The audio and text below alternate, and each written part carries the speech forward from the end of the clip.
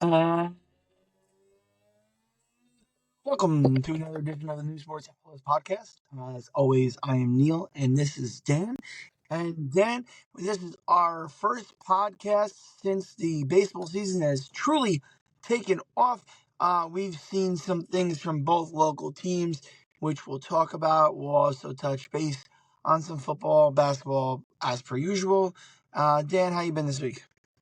Good. Yeah, we're now into baseball season, so we're going to be talking. I think at least until the draft. We still got a few weeks to talk about the draft, so we'll probably be more on baseball for a while. We've got a couple of weeks till the NBA playoffs.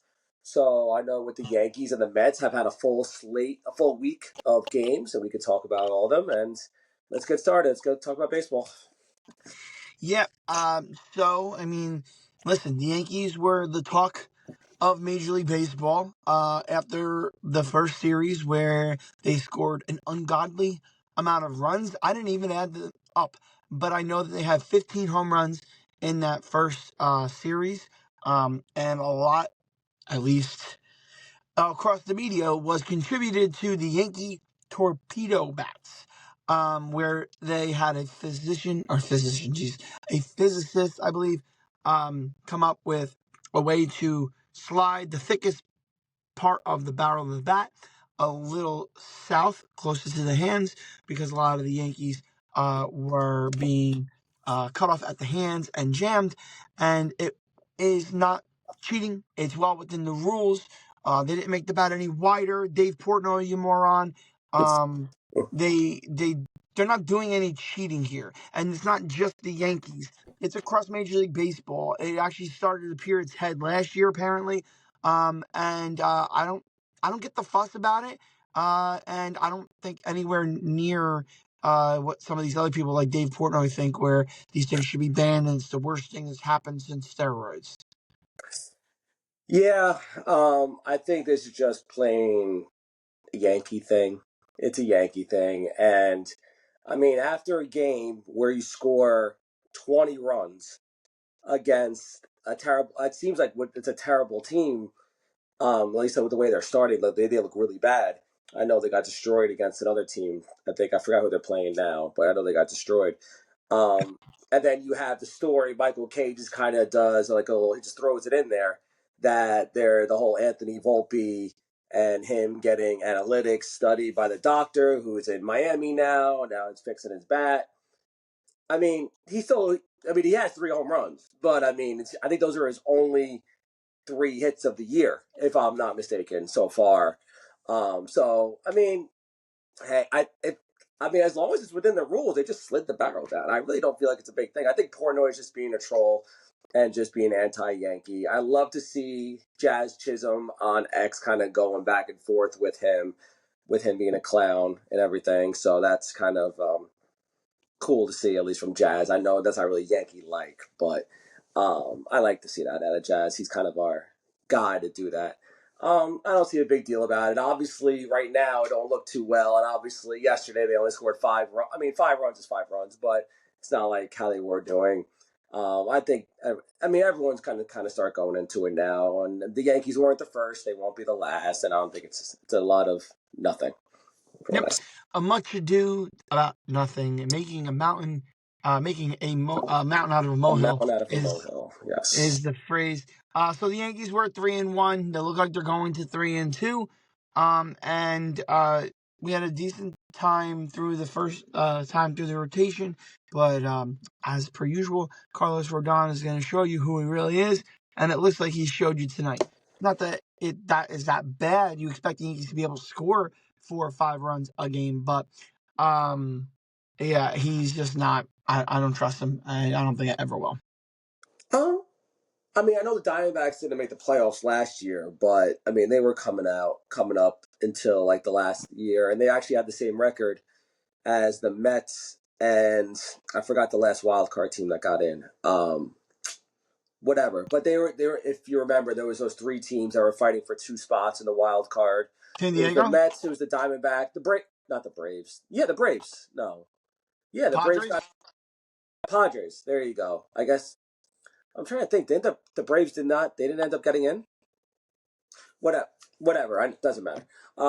Yeah, yeah. But anyway, but they had the same record as them, but because of tiebreakers, they didn't end up getting into the postseason. Diamondbacks, and they made the World Series 2 years ago. They're really good. They're a good team. Um, they had their ace on the mound. Yesterday was our game to get them because we were obviously ahead 4-2. Before obviously Mark Leiter came in and kind of did he kind of continue where he left off from last year and didn't do so well. Yep. I'm not really too worried right now. I mean, Zach Gallen's they're a really good pitcher. They only have 4 runs right now. I know Rodon had a really rough start. He got the Yankees through 5 innings. Again, like you said, they should be able to score more than a couple runs at least to keep us in the game. Again, I'm not worried. Again, looks like they're going to go to 3-2. But I mean, our bats are cooling down a little bit, which obviously had to be the case eventually. Yep. So as long as we don't go any prolonged slumps, anything like that, I'm not really too worried about the Yankees right now. Yep. I mean, not that anything is muscle. This must happen, but you'd like to see either next game or the game after that they start to return to do so, to showing you some offense again, because you don't want this to continue and go from such a high to a low that is extended. And talking about a low, speaking of the class of our crosstown neighbors, the New York Mets and their fan base. No, I just joke around with the Mets, but they were 2-3 before today.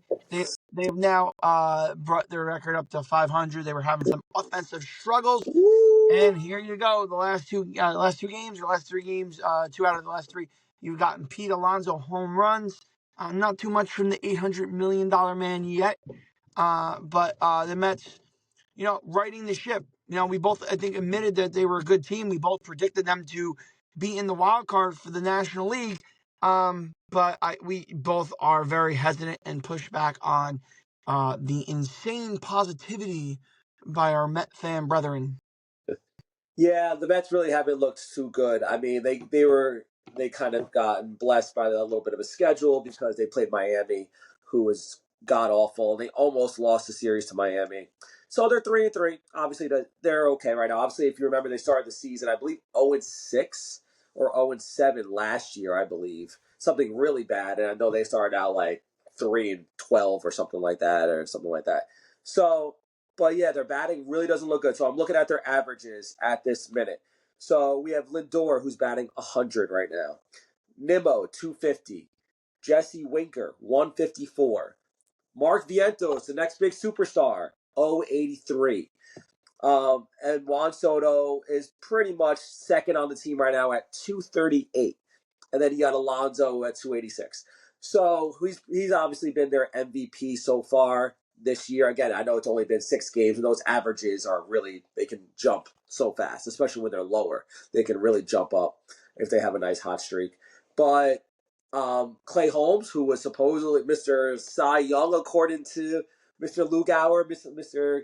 Looking for clicks, but he hasn't had a good first 2 starts. Their pitching hasn't looked great so far. I think Pete Alonso's kind of carried them to 3-3 right now. They're lucky that they can be 3-3. But I mean, again, I'm sure these bats, especially Soto, he's not going to bat 238.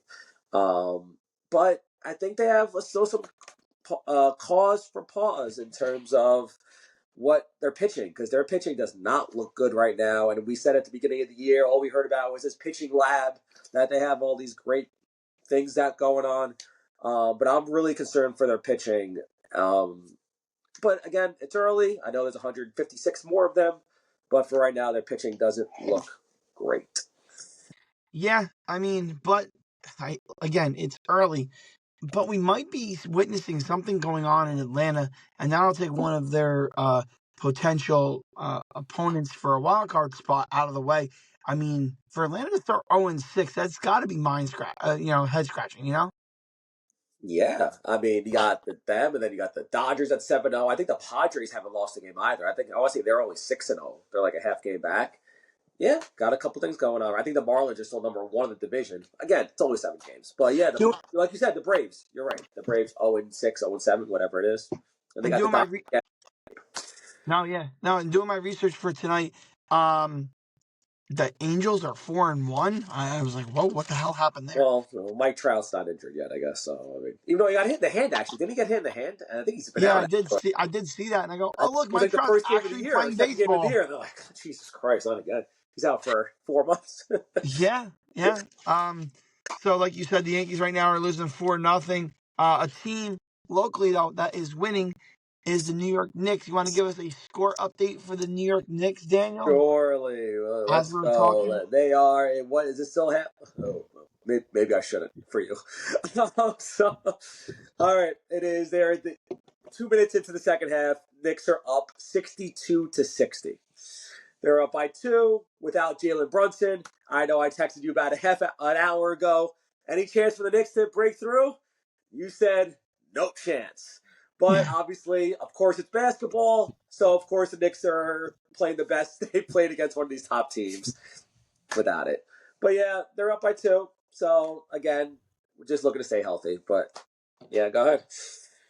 Hey, listen, if I'm an optimistic Knicks fan, you at least hope you just don't get blown out tonight. Now, at one point, they were up by 15 and have now squandered away that lead. But Cleveland is no joke. I was having a conversation with another teacher friend who loves basketball at my middle school, and he just likes basketball. And we were just talking, and I said, listen, I know some people might question it when it comes to the playoffs, but until that time, I'm considering Cleveland an absolute threat. I think they get into the playoffs, they go down in a series, then it starts to creep up in their head. Hey, maybe we're not as good as we were in the regular season. Maybe we are the Cleveland Cavs of the playoffs that have been for the last two seasons. But until that time that they show me. I'm going to believe that they're the team we see this year in the regular season because all those individual players that I watched play like crap against the Knicks and the Julius Randle Knicks, they're all better players this year as far as Cleveland goes. Mobley's better. Mitchell's an absolute monster.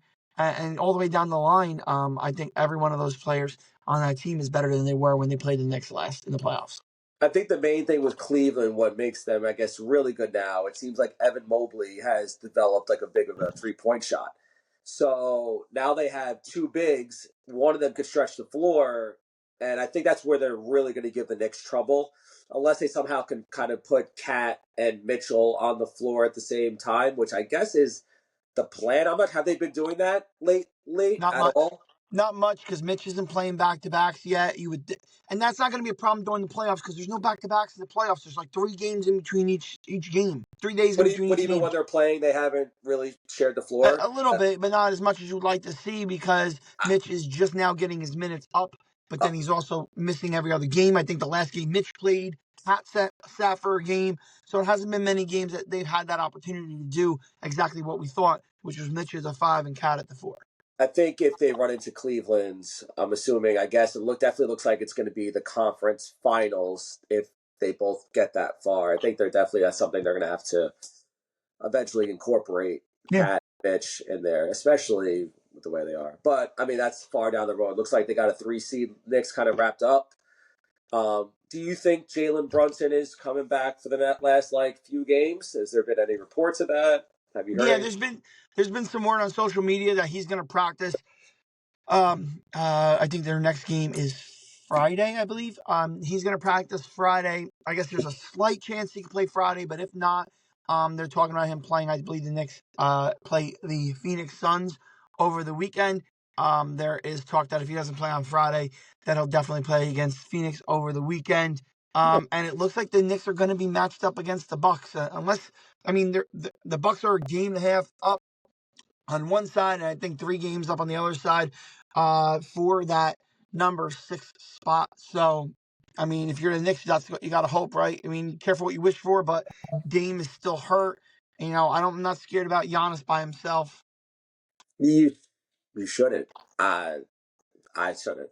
I know that's kind of. I mean, we're not going to talk about the Nets really, but I mean that's kind of been in the media lately that Giannis has been on the radar for the Nets in the offseason. But yeah, I wouldn't be scared of Giannis, especially you've not handled Giannis, but you've been able to. Giannis has gotten his numbers, and nobody else has. And you're not Yeah. scared of Kyle Kuzma, so whatever. Exactly. Now, definitely not. I mean, but I did have a Mets note. You want to hear it? So why not? Let's go. Let's hear it. The Nets win again, probably locked into sixth worst record. Yeah, that's what it seems like. That's So, that's the whole that's the I, whole note. I Sorry. mean, yeah, I mean, Philly's definitely doing their best tanking of all time kind of thing. They definitely, if they're a team that knows how to tank, it's Philadelphia. I mean, they practice it for the last I guess 10 years, 15, 12 years maybe, whatever they drafted Embiid. I guess Embiid was their first. I think Embiid was like their first guy that they did when they started the whole process thing. But yeah, that they are, and seems like the Nets, they've won two straight for whatever reason. We're not playing anybody. We played what? We played Cam Johnson one of the games and D'Angelo Russell the other game. What are we playing? I don't know what else they want us to do. Should we just forfeit these games? I don't know. Tell these guys not to play. We don't have anybody else. We're playing No. the guy named Drew Timmy on the floor. His name is Drew Timmy. Come on. Come on. Exactly. They want to, they say Timmy time Come on. at Barclays. They say Timmy time. But yeah, we're locked 16. I mean, it's a deep draft. A lot of college guys seem like they're coming out. Um, yeah, no, I think we'll still be all right. We'll be all right. Yep. Now, listen, I'm a big proponent of in basketball. This is not football. In basketball, you could finish eighth and get a top three pick, and the stats back you up that it's really a crapshoot. It's not guaranteed. There's always at least one team, if not two teams, that weren't supposed to be in the top three that get a top three pick. And there's a lot of times where you're the worst team and you actually get the second or third pick, and somebody that wasn't supposed to be jumps you in the lottery draft order. So who cares? You win some games. Team that needs to win games is my New York Rangers. They're on the last couple of games left, and they are 2 points out of a playoff spot. So they need to pretty much win. Or I think they might have 4 games left. 77, 5 games left.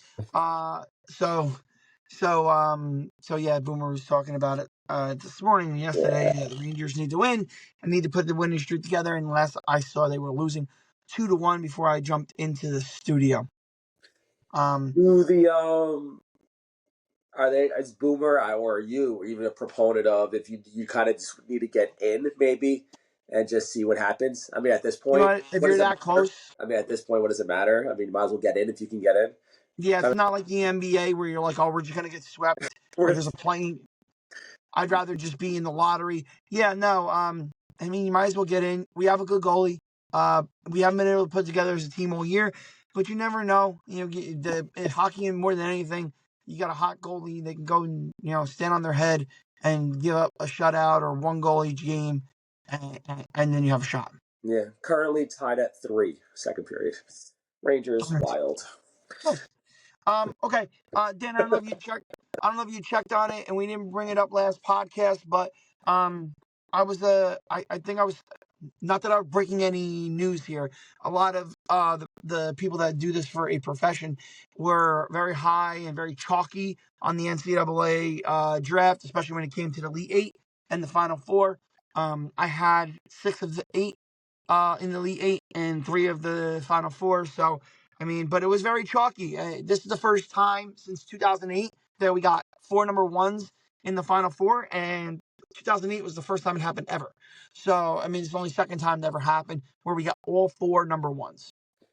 Yeah, and I want to say who brought it up, but I think that's kind of the word going around now is now with all the nil stuff and all the big schools having all the money to get, I mean, from the lower tier teams or the lower Division 1 teams.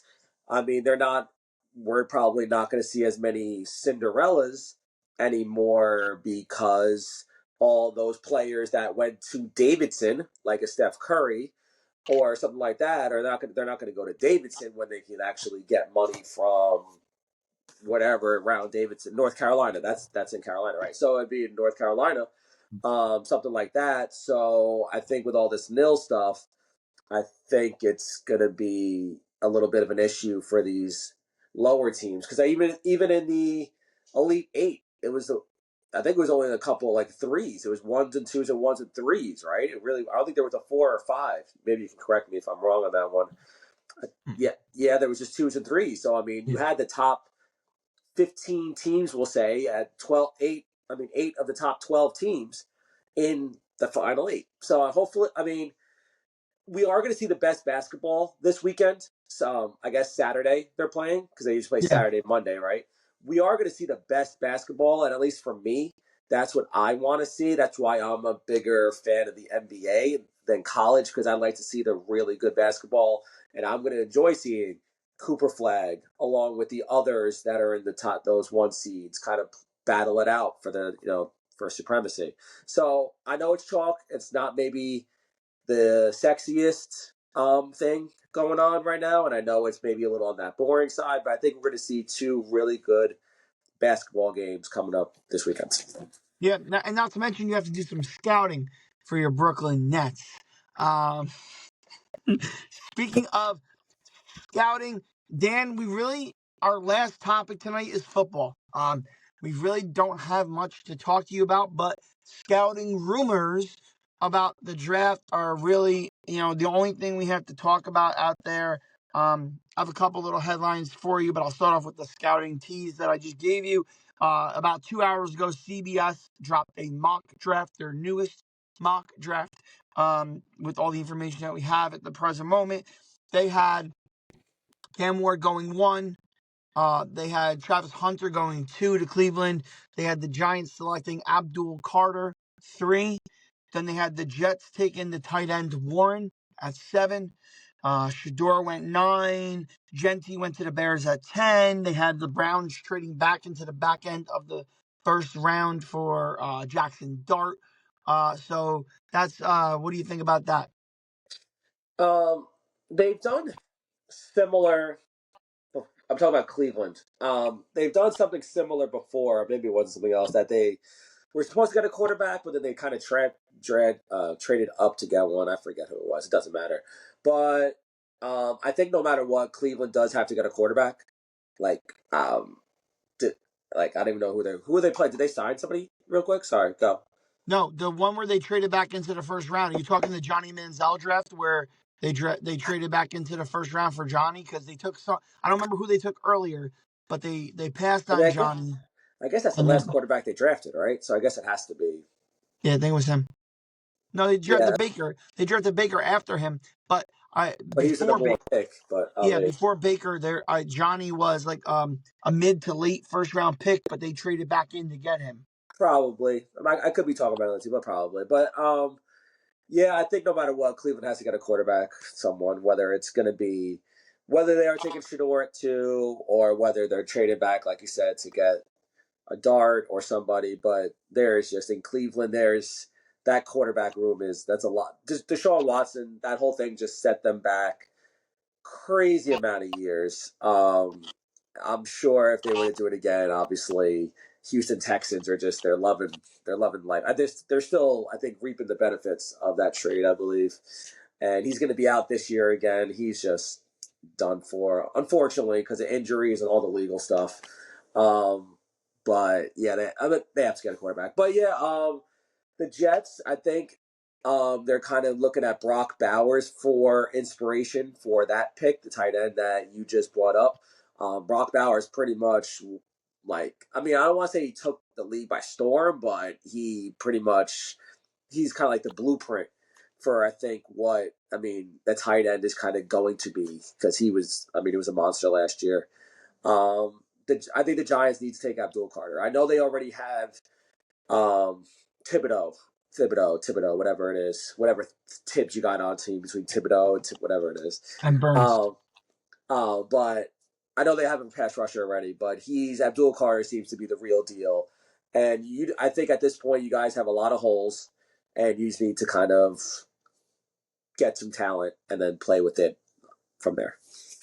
Yeah, just quickly on the Giants. You know me. I've been very high on not taking Shooter Sanders. Listen, if Cam Ward somehow slipped and you're going to have to give up anything extra to get him and you thought he was the future, fine, take him. And I'd be fine with that. Like, oh, you signed Russell and signed Jameis. You never thought for a second Cam Ward was going to fall. So if he fell to you and you insisted on taking him, I have no problem with that. Otherwise, I think it's got to be Abdul Carter or Hunter. I know you're not as big on Hunter, especially offensively, as I am, but I think it's got to be one of those two. You know that I'm going to be beyond pissed off if they go and draft Shedeur Sanders. I think he's severely overrated. I don't think they should bring him in to a quarterback room that already includes Mr. Unlimited, Mr. Crab Legs, and Mr. Cutlet. So yeah, I mean, one of the other things I saw about the draft, even though I said the CBS mock had Jackson Dart late in the first round to the Browns with a trade up. I saw earlier a couple articles talking about the rumors that Dart is going to eventually go in the top 10, whether it be like a JJ McCarthy or right at like 11, 12, like a Bo Nix, because somebody's going to be desperate for a Something quarterback. always happens. Someone's gonna Always happens. it's gonna trade up. It could be anybody, but he's definitely going to the first round, top 20. I would say, 100%. He's going there, no matter who it is. And actually, to go back to my point, because I meant to say this earlier, because it's one of my notes for football. As of like earlier this afternoon, the Giants are the betting favorite to get Travis Hunter. So listen, we talked about Abdul Carter. I'd have zero problem with that. I'd also have zero problem with if that flip flops that mock draft Is had Carter Hunter. doing? Was Carter number 2 for the Browns? Is that what? Yeah, Do you know? so let's He's say for Cam Ward the went Browns. 1 and Okay. Carter went 2. The Then Giants should then draft Hunter. Hunt. Oh, Yeah. that's over Shador. I guess that's interesting. But I guess now with the two quarterbacks. Okay. Oh yeah, I would take. I Well, would no, I take know the. you would. I'm just saying betting favorites. I know you I would would. take the defensive tackle that they're talking about. Is that the kid from Michigan? I would take. I would take the tight end before I would take Shedeur Sanders. But talking about quarterbacks that we might or might not like between the two of us, I will finish this show with my last headline of the night. We have zero news on Aaron Rodgers. Good. Go into the darkness. Get out of here. I don't want to hear he's throwing balls with DK Metcalf, whatever he was doing. Oh, great. So what does that mean? He's going to be a Pittsburgh Steeler by whenever? I don't. He is such. I don't. I am tired of hearing about him. Either sign or don't sign. You need to know by now. It's April 2nd. It's been 4 months since you played any football. You either know or you don't know. You gotta know. So I mean, what are we waiting for? Are you waiting for the draft so we could talk about you during the draft instead of talking about Cam Ward and the rest of them? Sick of it. All the quarterbacks have signed already. I am sick of it. I hope go to the dark. I hope Tomlin rips them apart. I mean, that's all I hope for. And get out of here. Go Unfor- retire. Go to your ayahuasca. Unfortunately, if you're a Pittsburgh fan though, and you look at what else is out there, you gotta hope he says yes. There's nothing else out there. They're not getting a quarterback in the draft, and as much as you might not like him, and as much as I thought he was going to be good for the Jets, he's still better than any of the other options that are out there. No, like you said, nobody's left at this point, and maybe the Pittsburgh Steelers brass is to blame there for not bringing back at least one of those two Fields or quarterbacks in case Wilson. they What got was wrong burnt. with? I mean, I know Wilson wasn't good. I know Justin Fields. I mean, wasn't good, but at least that's somebody you be in there. Justin Fields is a threat for something. I agree. I don't see it. I Really, agree. I for agree. the But five. at this point, with that defense, No, no, and I with no. You have to. he needs I'm something. 100% on board, but it's just that's their fault or Yep. whoever's Well, fault. And I don't disagree. yeah, Yep. So yeah. All right, go ahead. Yeah, no, I got nothing else for yeah, you. I know I want to film something with you either later today or Friday because we want to put on another short thing. But you know, yeah. All right. So we'll have the national championship on Monday. So maybe we'll touch on it next Wednesday. We'll have another week of baseball. We'll be 1 week closer to NBA playoffs. I believe we'll have like 1 week left after. It's either the weekend. Yeah, usually the season ends on a Wednesday or Tuesday, so I guess we'll have 1 week left from next week. Um, Football, I guess we'll be 2 weeks or 3 weeks out of the draft. Hopefully, maybe we hear more. Free agents, I think, are kind of done by now, so I think it's gonna be more the draft, but I'm not sure what we're gonna hear. So yeah, we'll have a lot of heavy baseball. We'll definitely put some reels out there. Keep following us on X, Instagram, Facebook, YouTube. Keep those followers up. Until next time, I'm Danny. This is Neil signing off.